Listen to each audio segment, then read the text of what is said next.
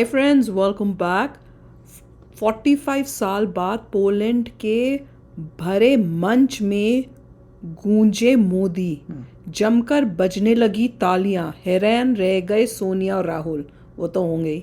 मोदी जी का सुनते हैं क्या बोले थे वहाँ पे। चलो वीडियो शुरू करते हैं। वीडियो शुरू करने से पहले अगर आप चैनल पर नए हो और आपने अभी तक सब्सक्राइब नहीं किया तो जल्दी से पहले सब्सक्राइब के बटन और बेल आइकन को क्लिक कर लो ताकि आपको हमारे सारे न्यू वीडियोस के नोटिफिकेशन मिल जाए जैसे हम अपलोड करें। अगर आपको वीडियो पसंद आता है प्लीज़ लाइक एंड शेयर। चलिए शुरू करते हैं।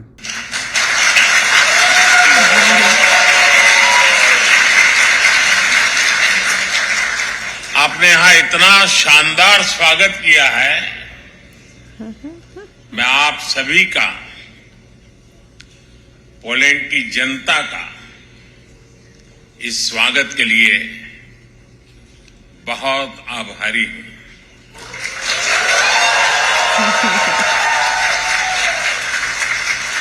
साथियों, पिछले एक हफ्ते से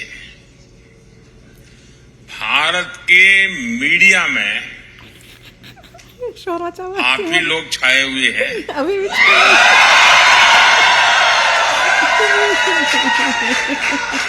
पोलैंड के लोगों की खूब चर्चा हो रही है और पोलैंड के विषय में भी बहुत कुछ बताया जा रहा है। और एक हेडलाइन और भी चल रही है और मीडिया में बताया जा रहा है कि 45 साल बाद भारत का कोई प्रधानमंत्री पोलैंड आया है।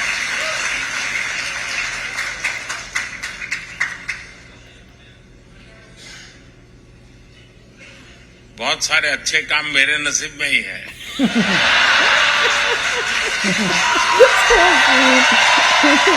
बड़ा प्यारा बोलते हैं।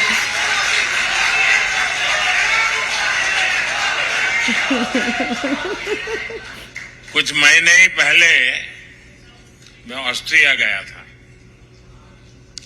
वहां भी 4 दशक बाद भारत का कोई प्रधानमंत्री वहां पहुंचा था।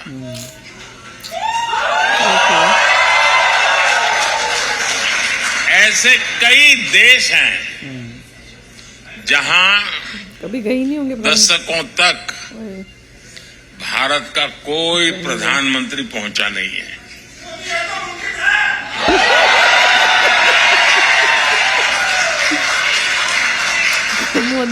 लेकिन अब परिस्थितियां दूसरी है। दशकों तक भारत की नीति थी कि सारे देशों से समान दूरी बनाए रखो।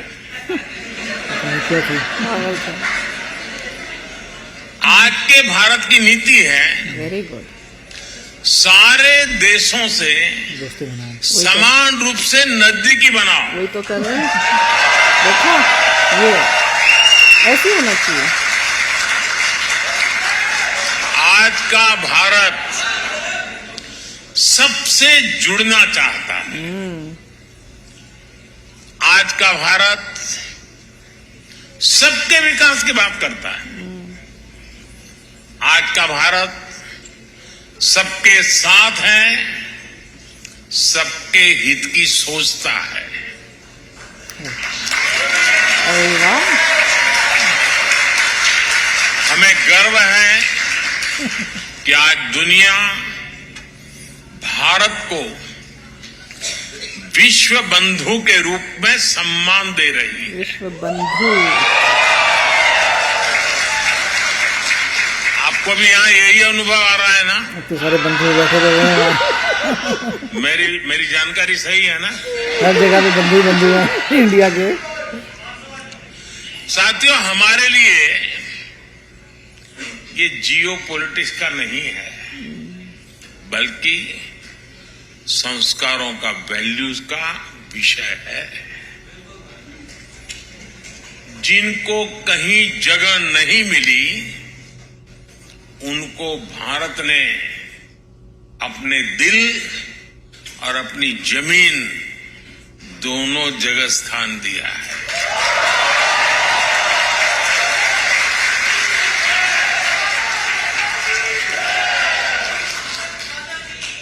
ये हमारी विरासत है जिस पर हर भारतीय गर्व करता है।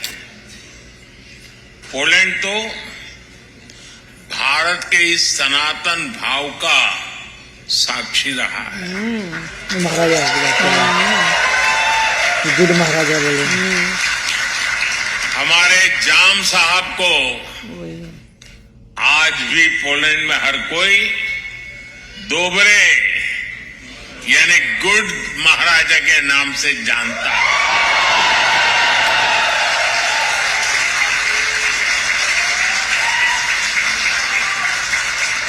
वर्ल्ड वॉर 2 के दौरान जब पोलैंड मुश्किलों से घिरा हुआ था, जब पोलैंड की हजारों महिलाएं और बच्चे शरण के लिए जगह जगह भटकते थे, तब जाम साहब दिग्विजय सिंह, रंजीत सिंह जाडेजा जी आगे आए।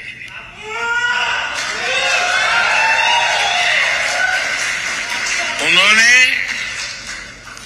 पुलिस महिलाओं और बच्चों के लिए एक विशेष कैंप बनवाया था। जाम साहब ने कैंप के पुलिस बच्चों को कहा था, जैसे नवानगर के लोग मुझे बापू कहते हैं, वैसे ही मैं आपका भी बापू हूं। साथियों, मेरा तो जाम साहब के परिवार से काफी मिलना जुलना रहा है। मुझ पर उनका अपार स्नेह रहा है। कुछ महीने पहले भी मैं वर्तमान जाम साहब से मिलने गया था। उनके कमरे में पोलैंड से जुड़ी एक तस्वीर आज भी है और मुझे ये देखकर अच्छा लगता है कि जाम साहब के बनाए रास्ते को पोलैंड ने आज भी जीवंत रखा है।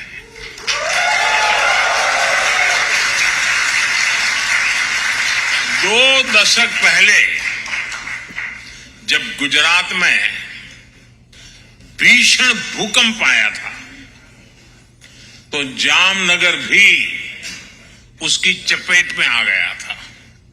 तब पोलैंड सबसे पहले मदद के लिए पहुंचने वाले देशों में से एक था।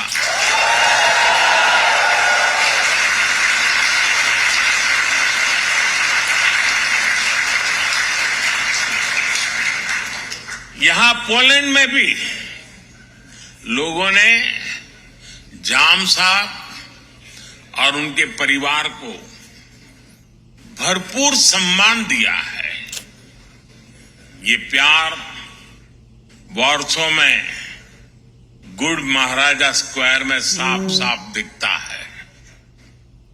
कुछ देर पहले मुझे भी दोबरे महाराजा मेमोरियल और कोल्हापुर मेमोरियल के दर्शन का सौभाग्य मिला है। इस अविस्मरणीय घड़ी में मैं एक जानकारी भी आपको देना चाहता हूं।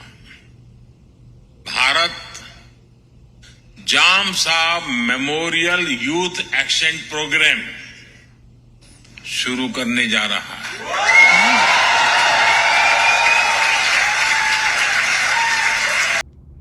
मज़ा ही आ जाता है मोदी जी को सुनने में, खासकर जब बाहर जाते हैं और सबका दिल जीतते हैं इतनी मज़ेदार बातें करके। अब जैसे वो कह रहे थे ना कि अच्छे कामों का सौभाग्य इनको मिलता है। कितनी जगहें, एक ऐसे देश हैं जहाँ कभी कोई देखिए लीडर गया इसमें नहीं। हिस्ट्री है कि पहले कोल्ड वॉर के समय इंडिया जो था रशिया के साथ था और पोलैंड और रशिया में फ़ाइट हुई थी, सदियों से चल रही है। और उसके बाद पोलैंड जो है विजय नहीं प्राप्त कर पा रहा रशिया के साथ, मगर ठीक है, ऐसा नहीं था कि पोलैंड का एरिया चला गया था। एक ज़माने में पोलैंड का और बड़ा होता था रीजन, तो जो भी हुआ है हिस्ट्री में वो है, मगर पोलैंड और रशिया के रिलेशन कभी भी अच्छे नहीं थे, क्योंकि जब अटैक करो एक दूसरे से और वॉर्स हो रही हैं तो क्या अच्छे होंगे। तो इसीलिए इंडिया उस समय पे रशिया अलाइंड था, तो पोलैंड से बात नहीं करते, वो तो एनिमी है रशिया का, इसलिए ये सब चीज़ें होता था। अब जो है इंडिया जो है बाहर निकल रहा है वहाँ से, 5th लार्जेस्ट इकॉनमी हो रही है, ये लोगों की वजह से 5th लार्जेस्ट इकॉनमी हुई है कि इंडिया में पावर आ रही है। इंडिया कह रहा है हम सबसे दोस्ती करेंगे, अब हमें ज़रूरत नहीं है एक ही बंदे के साथ रहने में। जब आप छोटे होते हैं, जब आप में दम नहीं होता तो भाई एक के साथ रहते हैं कि ठीक है, मगर जब आप बड़े हो जाते हैं, खुद की पावर आती है, तो बोलते हैं अब सबके साथ रहेंगे। तो इसीलिए अब बैलेंस अप्रोच हो रही है और हम पोलैंड जा पा रहे हैं, यूक्रेन जा पा रहे हैं, रशिया को भी बता पा रहे हैं। क्यों? क्योंकि रशिया भी धीरे धीरे चाइना के साथ जा रहा है। तो जैसे जैसे जियो पॉलिटिक्स में चीज़ें चेंज होती हैं, तो यहाँ पर भी हमारा बिहेवियर चेंज हो रहा है, विच इज़ ग्रेट। और इसीलिए अपॉर्चुनिटी मिल रही है मोदी जी को पोलैंड में जाने की और बताने की।